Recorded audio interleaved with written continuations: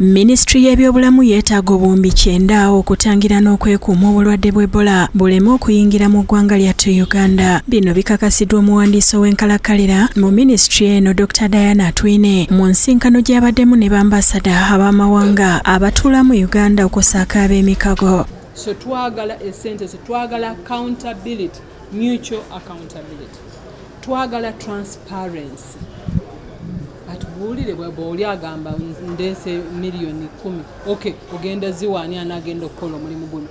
Programu yeeno, plan yaffe yeeno. So buli omu ayagala okutusapootinga asapootinge plan eno. Agamba nti mu kiseera kino beetaaga okunyweza ebyobulamu ku nsalo za Uganda naddala eya Uganda ne Congo nga bateekawo ze bayise mobile clinics abantu abavaayo basookenga kuweebwa bujjanjabi nga tebanneesooka ggwanga. Tusobola n'okuteeka mobile hospital awo ku boda ababa tubasanze awo nga balwadde ne tubajjanjabira awo ne balema okusinikinga mu ggwanga kubanga bangi nnyo bajja mu ggwanga lyaffe nga banoonya obujjanjabi.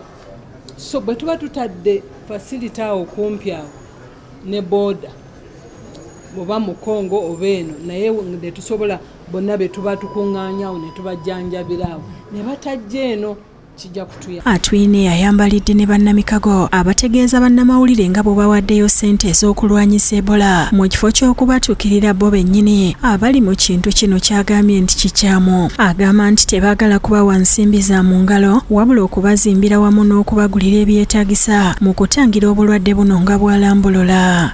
Bwe ba deployinga ebintu bye tukozesa ne batuwa ebintu bye tukozesa, that is the support gye twagala.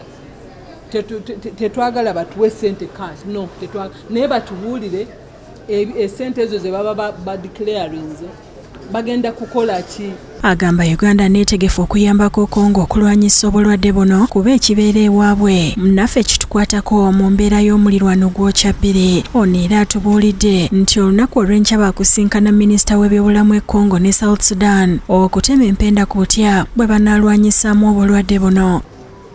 Ne tutestinga ne tudeployinga abakozi baffe ne bakola omulimu such that nga bwe tukola okulaba nti Uganda eri safe ne DRC ebe safe kubanga bwetaba safe Uganda tejja kuba safe. Akatiriza nti Uganda tennafunayo mulwadde w'Ebola yenna nga ne bebadde baayawula baakebeddwa nga balamu. N'okubabuulira nti kati wetwogerera mu ggwanga tetulinamu wadde n'omu ali bw'ati.